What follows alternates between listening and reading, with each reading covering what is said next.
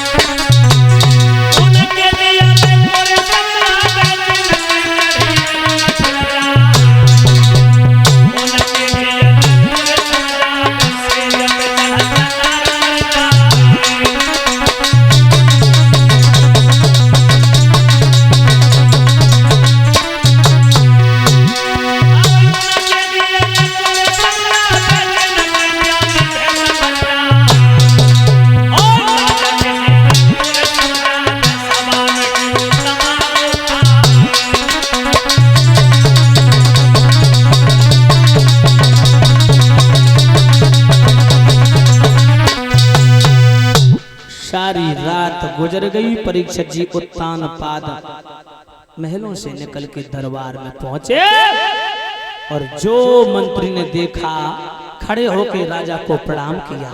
महाराज, मंत्री का प्रणाम स्वीकार हो महाराज। महाराज, हाँ मंत्री, आज आपका चेहरा बड़ा मनहीन नजर में आ रहा है, बात क्या है महाराज? मनहीन क्या मंत्री, आज सारी रात नींद नहीं आई। नींद नहीं आई है महाराज? क्या बिस्तर लगाना भूल गए थे क्या? बिस्तर भी लगाए थे मगर मुझे नींद नहीं आई। फिर क्या भोजन ग्रहण करना भूल गए थे क्या? भोजन भी किया था मगर फिर भी मुझे नींद नहीं आई। अरे महाराज, बात क्या है, बात तो बताओ मुझे। राजा के लगे मैं बदनसीब हूँ, मैं निर्वंशिया हूँ। अरे महाराज, तो इतना उदास मेरे जैसा पापी इस दुनिया में कोई नहीं है मंत्री। नहीं महाराज, ऐसा नहीं है महाराज। मंत्री ने परीक्षित जी राजा को धैर्य धारण कराया। का महाराज क्या बात है, बात बताओ। बोले रानी ने सारी रात सोने नहीं दिया। क्यों महाराज? ये कहा मेरी कोख से कोई संतान पैदा नहीं हुई, तुम दूसरा विवाह कर लो, घर में सौत आ जाएगी, उसके गर्भ से कोई ना कोई पुत्र कन्या पैदा हो जाएगी। महाराज, हाँ मंत्री, जो बात आज रानी ने कही है, यही तो बात मैं बहुत दिन पहले कहना चाहते थे महाराज, लेकिन मैंने इसलिए नहीं आपसे कहा, कहीं आपको कोई बुरा ना लग जाए महाराज। मंत्री, हाँ महाराज, अगर तुम सब लोगों की इच्छा है, बिल्कुल मेरी भी इच्छा है महाराज, आप दूसरी तुम शादी करने के लिए तैयार है, लेकिन मंत्री समाज के लोग क्या कहेंगे?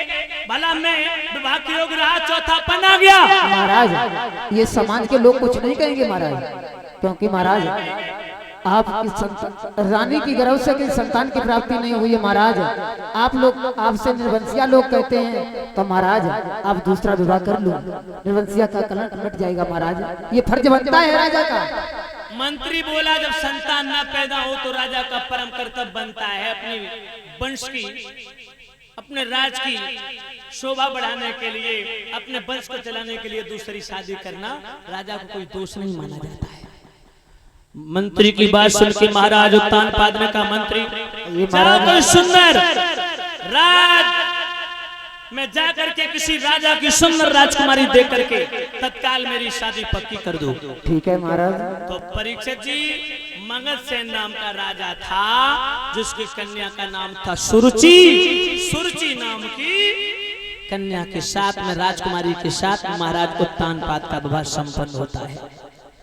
डोली में बैठा करके नव दुल्हन बना करके सुरुचि को राजा उत्तान पाद धूमधाम से विवाह करके वापस आते हैं। परीक्षित जी, सुखदेव जी ने कहा, राजन जैसे ही डोला सुरुचि का दरवाजे पर आया, बड़ी रानी सुनीति को खबर मिली कि सौत का डोला दरवाजे पर आ गया।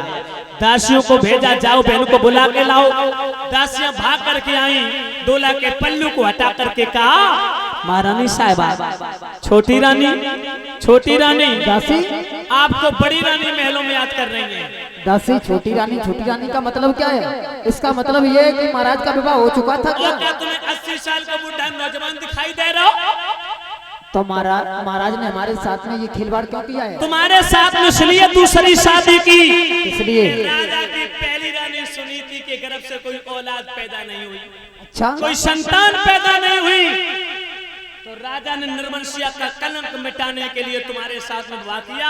हो सकता तुम्हारी कोख चल जाए, कोई ना कोई पुत्र कन्या पैदा हो जाए। तो दासी जाओ, पहले महाराज को बुला करके ले आओ, मैं उन्हीं से बात करूंगी, उसके बाद में अंदर जाऊंगी। परीक्षित जी राजा को बुलाया दासियों ने। राजा बोले जाओ ना अंदर, तो वो झुझला करके परीक्षित जी वो नांगन फुसकारती हुई बोली है। क्या जवाब देती है राजा को? महाराज